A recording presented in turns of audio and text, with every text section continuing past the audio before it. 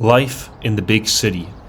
You're one of hundreds of thousands, if not millions. It's like its own living organism. It does not matter if it's New York City, London, Mumbai, or Zurich. When the clock strikes 6 a.m., the beast awakes. And every individual that's enjoying the anonymity of the city becomes a big horde, going in one direction only, to the center, to go about their daily business. And with all this traffic, there's one way that truly lets you go against or with the flow: the motorcycle. However, if I would have to choose one bike that does city bike best, it would be the Gera 450. Let me tell you why. Let's get to work.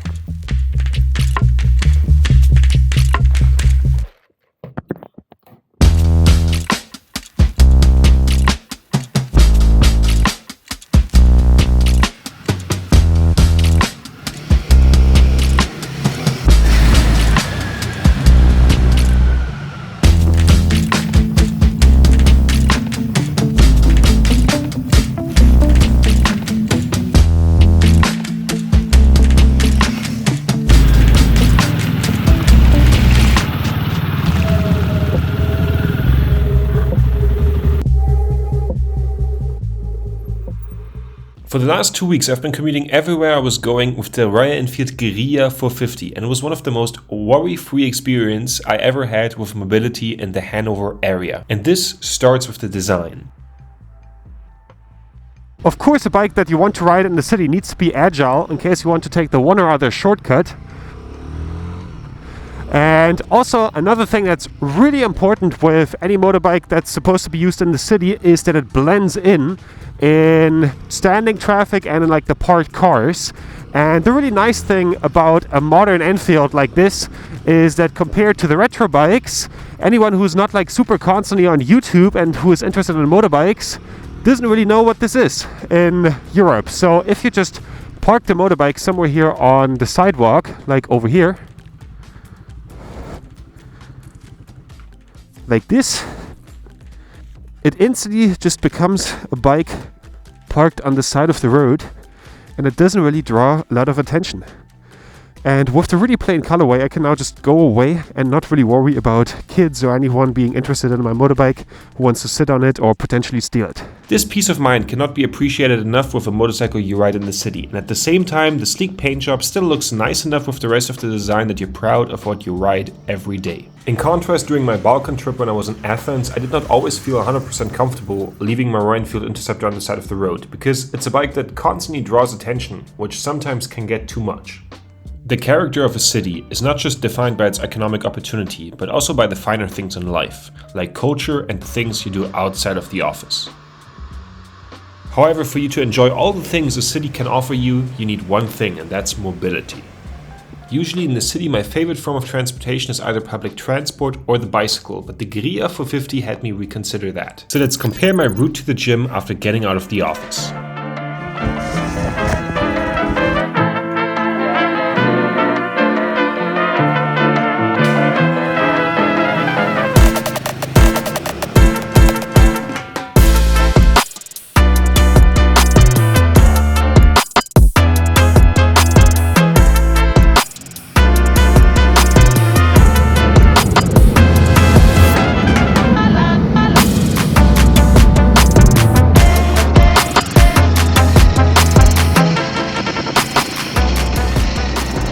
Boarding the train, let's talk a bit about the price difference. The cheapest way to do this is the Deutschland ticket for $58, which would take the Gera 450 around 1,200 kilometers far. Another advantage is that you can use the motorbike on your own times and terms, and also that there's basically no traffic if you're on a motorbike.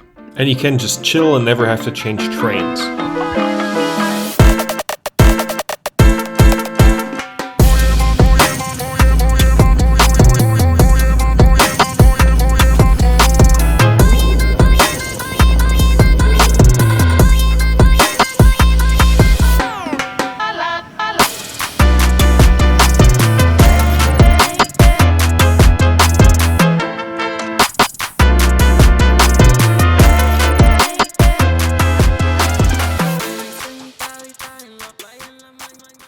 So we found out that going from work to the gym with the motorcycle is about 20 minutes quicker and also a lot cheaper. But basically every motorcycle can do that, right? So what makes the Guerilla 450 especially good in the city? The Guerilla 450 is really great taking off from stoplight to stoplight because 85% of the torque are already available at 3000 RPM.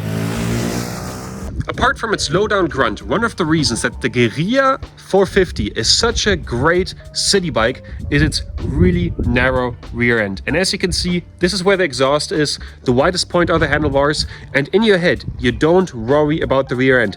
You can squeeze any bike through really heavy traffic. For example, this is the Yamaha XJ600, and I commuted with this thing in Paris with the big side cases on it. And I was able to squeeze this thing through everywhere, but it took a lot of warming up to that.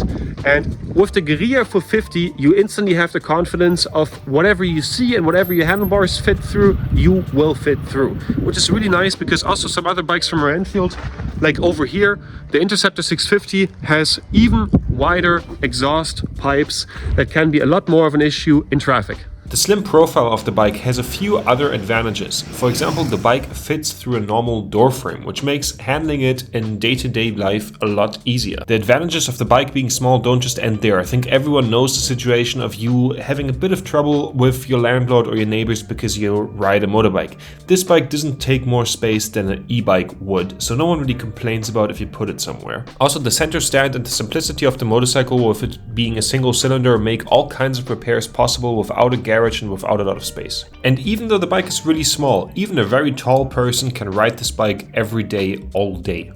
On top of that, it's an incredibly fun bike. You don't need to go fast to enjoy this motorcycle. I had such a good time exploring the different parts of town. I went through the old parts of town that still had many buildings from the medieval ages, through the alternative artsy corners of my city, and also deep underground underneath my city and up to the level of the skyline.